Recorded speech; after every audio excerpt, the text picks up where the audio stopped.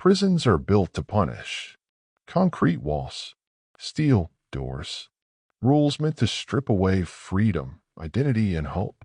Inside those walls, people are reduced to numbers, inmates, cases, records, and guards are taught one thing above all else: control. But sometimes, the smallest act of humanity can do what punishment never could. This is the story of a prison guard who changed a criminal's life, not with force, but with dignity. His name was Marcus Reed. By the time he entered prison, Marcus had already accepted one truth. He was exactly where society expected him to be. Raised in a neighborhood where survival came before dreams, Marcus learned early that anger was protection and trust was weakness. By 17, he was already in trouble. By 25, he was convicted of armed robbery. By 30, he was serving a long sentence in a state prison. Marcus didn't believe in redemption. He believed in time, slow, meaningless time that you serve until it ends. Prison life hardened him. He avoided eye contact, spoke only when necessary, reacted to respect with suspicion. Every guard was the same to him: distant, cold, authoritative. Except one. Officer Daniel Harris had been a prison guard for over 15 years. He wasn't physically intimidating. He didn't yell. He didn't threaten. He did something far more unsettling. He treated inmates like human beings. He used their names. He listened when they spoke. He enforced rules without cruelty. In a place built on dominance, that kind of behavior stood out, and it confused Marcus.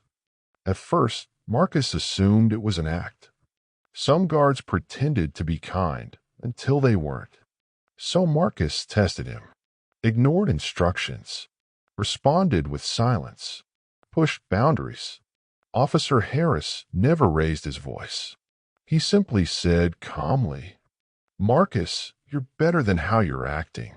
Those words hit harder than any punishment, because no one had said that to Marcus in years.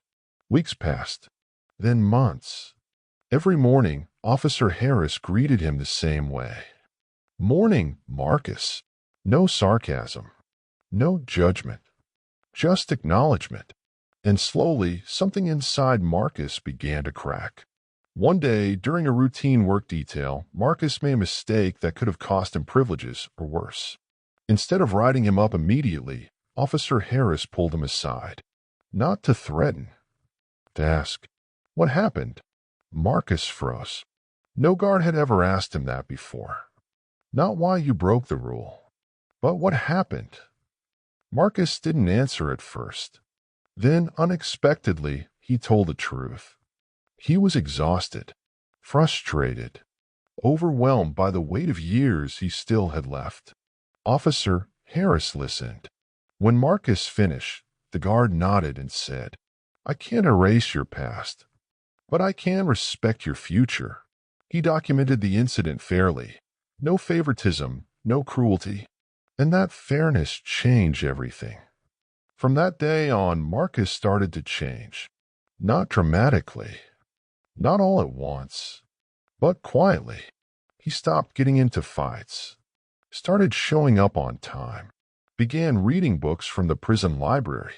Officer Harris noticed. One afternoon, he handed Marcus a book. It was about personal accountability and rebuilding life after incarceration. Marcus looked at it suspiciously. "Why are you giving me this?" Officer Harris replied, "Because one day you'll leave this place. And who you become before that matters." No one had ever talked to Marcus about after. Everyone else focused on what he had done. Officer Harris focused on who he could be. Years passed. Marcus earned his GED, then vocational training, then became a mentor to younger inmates. Other guards noticed the change. Some mocked it. Some respected it. But Marcus didn't care anymore. He had something prison rarely gives: purpose. The day Marcus was released, Officer Harris was on duty.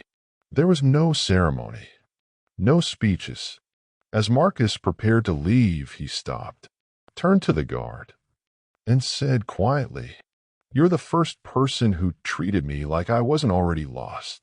Officer Harris nodded. "That's because you weren't." They shook hands. Nothing dramatic. Just two people acknowledging a truth. Years later, Marcus stood in front of a classroom. Not as an inmate, not as a criminal, but as a speaker, sharing his story with at-risk youth. He didn't sugarcoat his past. He owned it. And every time he spoke about change, he mentioned one thing. Not punishment, not fear, but dignity. Here's the lesson this story leaves behind. People change when they are seen, not when they are broken further. Accountability matters. Rules matter. But humanity matters more. Officer Harris didn't excuse Marcus's crimes. He didn't erase consequences. He did something far more powerful. He reminded Marcus that his worst mistake didn't define his entire existence. Echoes of Reality asks, how many people are waiting to become better? If only someone believed they could. How many lives could change if dignity replaced indifference? This was Echoes of Reality. And this was the story of a prison guard who changed a criminal's life, not by unlocking a cell, but by unlocking hope.